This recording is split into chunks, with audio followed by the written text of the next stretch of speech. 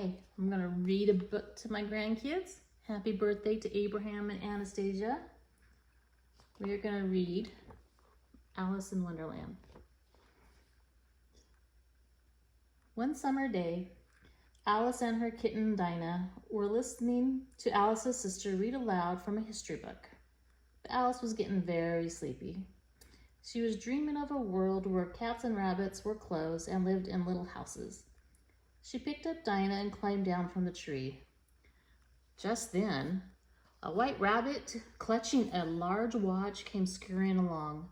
The white rabbit looked at his watch as he ran past Alice, muttering, I'm late, I'm late. How curious, gasped Alice. What could a rabbit possibly be late for? Please, she cried, wait for me. But the rabbit didn't stop. I'm late, he cried, and disappeared into a large hole at the foot of a tree. Alice was now very curious. She squeezed into the dark hole and crawled after him.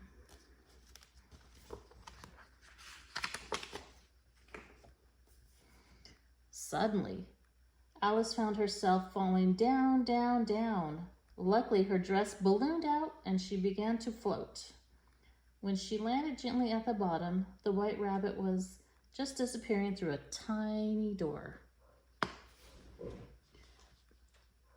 Alice tried the door. Eek, cried a voice. The doorknob was speaking.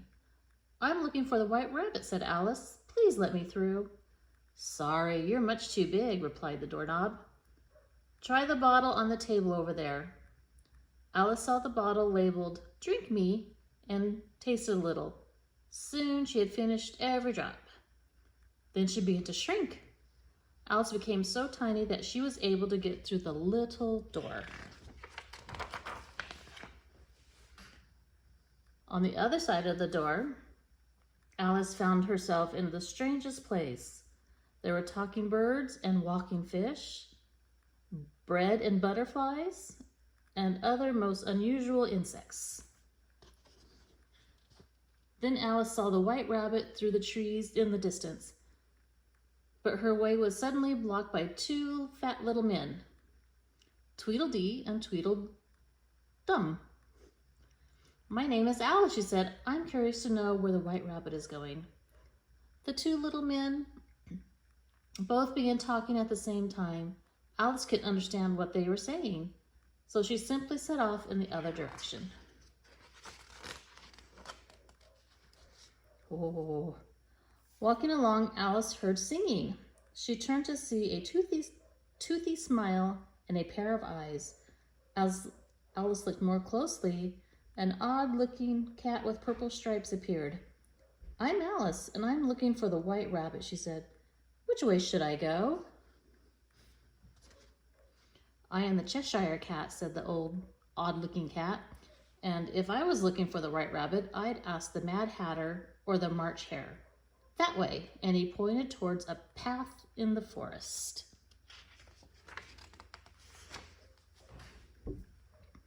So Alice followed the path and soon heard the Mad Hatter and the March Hare singing. They were having tea and a big table set with many places.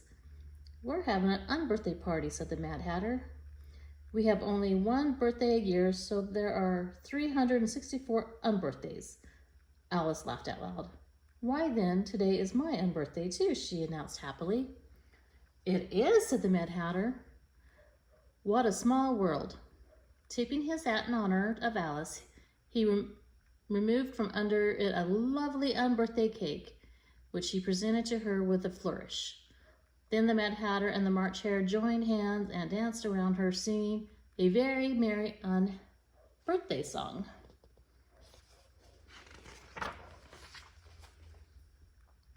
Suddenly, a dormouse jumped out of a teapot and ran around the table. Catch him, called the Mad Hatter. No time, I'm late, cried the white rabbit, magically appearing and then magically disappearing into the distance. Wait, shouted Alice. By now, Alice was tired of the strange ways of Wonderland. I'm going home, she said, just as a door in a nearby tree opened. Stepping through it, Alice found herself in a palace gardens. She was amazed to see two playing cards painting white roses with red paint.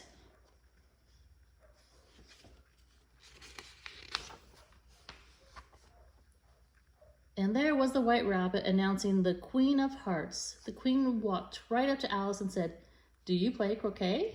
"Yes, Your Majesty," said Alice. "Then let the game begin," ordered the Queen. Alice had never seen such a curious croquet game before. The balls were hedgehogs and the mallets were flamingos. As the Queen was about to take a shot with her flamingo, the Cheshire Cat appeared.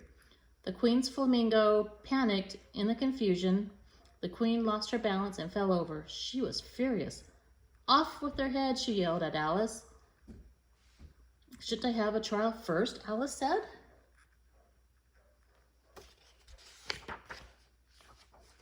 And so Alice was put on trial. The first witness was the Mark Hare. Then came the Dormouse, followed by the Mad Hatter. And then the Cheshire Cat appeared. "Look, Your Majesty," said Alice, "the Cheshire Cat." Immediately the Dormouse jumped out of his teapot. He ran up and down the courtroom, squeaking. Everybody chased after him.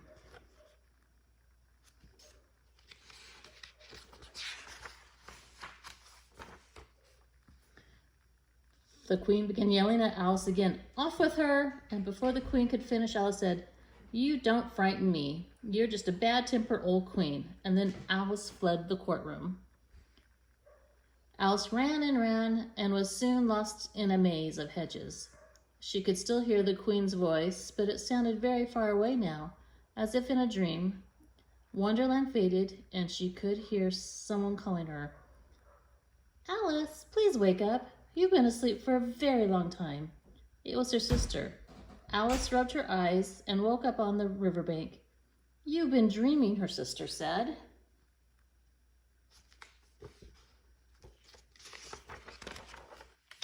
"Oh, I had such an exciting time," Alice replied.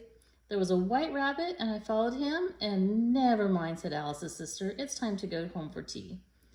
Alice picked up her kitten. "You know, Dinah," she said, "maybe I'll stay in the real world after all." The end. Okay. Happy birthday again, Anastasia and Abraham. Love you guys. Bye.